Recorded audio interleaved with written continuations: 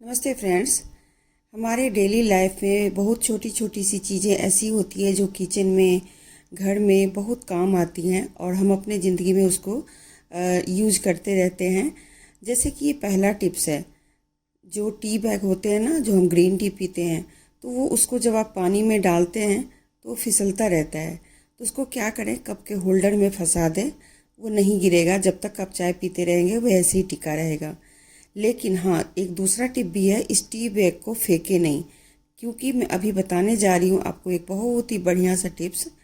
ये मेरे पास कुछ पुराने कपड़े हैं जो कि ऐसे ही पड़े हुए हैं, मैं इसको डस्टिंग वगैरह में यूज कर लेती हूँ, लेकिन इसको अभी नहीं यूज किया है। तो ये एक फ्रॉक है जो कि मेरी बेटी का है और बहुत पुराना है।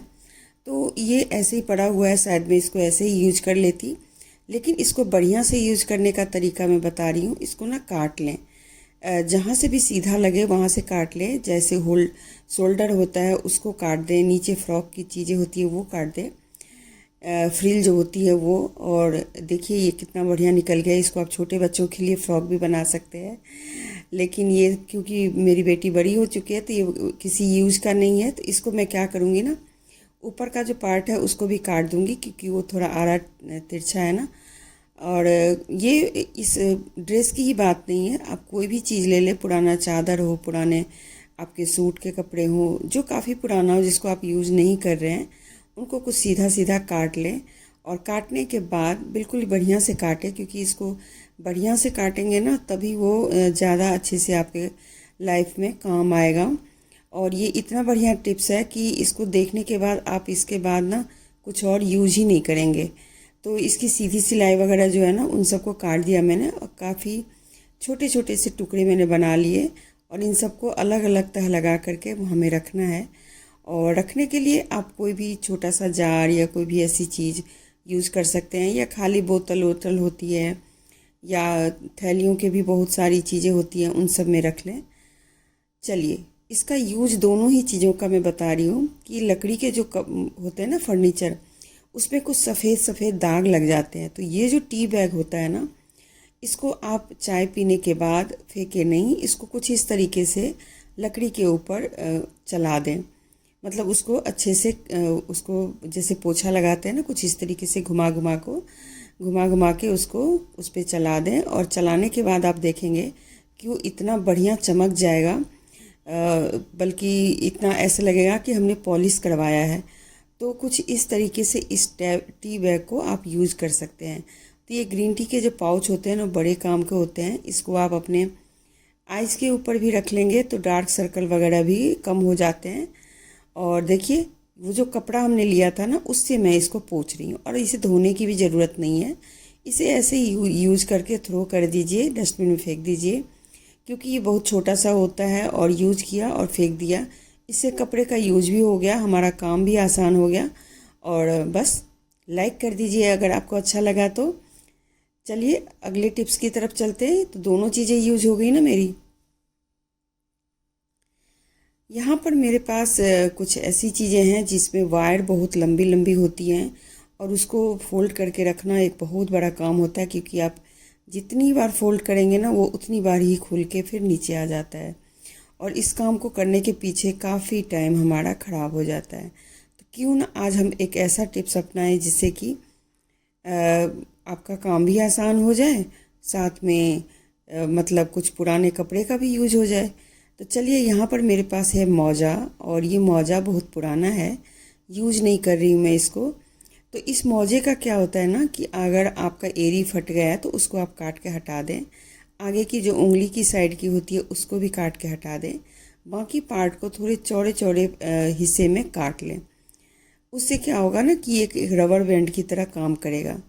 जब हम इस तार को, जो भी वायर वगैरह होती है ना, उसको हम किसी रबर बैंड से फोल्ड करते हैं तो एक ही बार वो फोल्ड होता है, दूसरी बार नहीं होता है। लेकिन क्योंकि ये सॉक्स की जो चीज़ें होती हैं वो काफ़ी फ्लेक्सिबल होती है, काफ़ी लंबी हो जाती है, और कुछ इस तरीके से खींच के इसको रबर की तरह बना दें। और ये इतना बढ़िया काम करता है ना, आप बड़ी बड़ी चीज़ें भी इससे बांध सकते हैं। और ये ना तो ये फटेगा ना टूटेगा। तो इसको जितनी बार मर्जी चाहे आप इसको लपेट के, और जो भी तार वाली चीज़ें हैं जिसमें लंबी लंबी तारें हैं, या कोई भी हम जैसे खाना वगैरह का पैकेट खुला रह जाता है तो उसको भी लपेटने में आप इसका यूज कर सकते हैं। चुन्नी वगैरह को बांध करके रख सकते हैं। काफ़ी सारी चीज़ें हैं, मैं धीरे धीरे आपको सारे टिप्स बताऊंगी।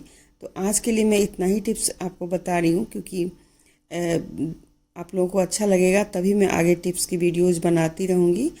और अच्छा लगा हो तो प्लीज़ लाइक कर दीजिएगा, कमेंट कर दीजिएगा कि आपको ये पसंद आया। नहीं पसंद आया तो वो भी आप नीचे लिख सकते हैं।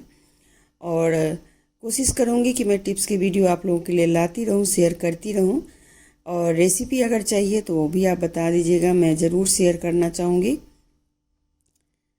तो कैसा लगा ये टिप्स ज़रूर बताइएगा। चलिए, इस तार को देख सकते हैं मैं कितना लंबा तार है। इसको मैंने कुछ इस तरीके से फोल्ड कर दिया, और कुछ इस तरीके वायर को ना आप अलग से फोल्ड करें, क्योंकि ये साथ में फोल्ड करते हैं ना तो वो ना लपेटता नहीं है। और स्ट्रेटनर का क्या होता है कि आगे से ना खुला रहता है, तो आप उसमें भी एक रबर लगा सकते हैं। चलिए, एक और टिप्स मैं आपको बता देती हूँ। इसको आप रखने के लिए ना कुछ थोड़ी सी बड़ी बास्केट का यूज़ करें। नीचे कोई कागज़ या कोई भी मार्केट से आया हुआ जो कपड़े का थैली होता है वो रख लें, जिससे कि क्लीन करने में दिक्कत नहीं होगी। और साथ में अगर कोई भी गर्म चीज़ आप इसके अंदर रख देते हैं गलती से भी, तो वो आपको बिल्कुल ही जलने का कोई डर नहीं रहेगा। तो कैसा लगा आपको ये टिप्स? चलिए, नेक्स्ट टिप्स की तरफ बढ़ते हैं। यहाँ पर मैंने पपीता काटा है, बड़ा सा पपीता था। आजकल मार्केट में बड़े बड़े ही पपीते आते हैं। तो उसको जैसे कि आपको पूरा नहीं खाना है तो अब इसको कैसे रखेंगे? फ्रिज में अगर आपने ऐसे ही रख दिया तो ये ऊपर का पार्ट चाहे तो सूख जाएगा या फिर गल जाएगा। लेकिन कुछ इस तरीके के प्लास्टिक के रोल आते हैं।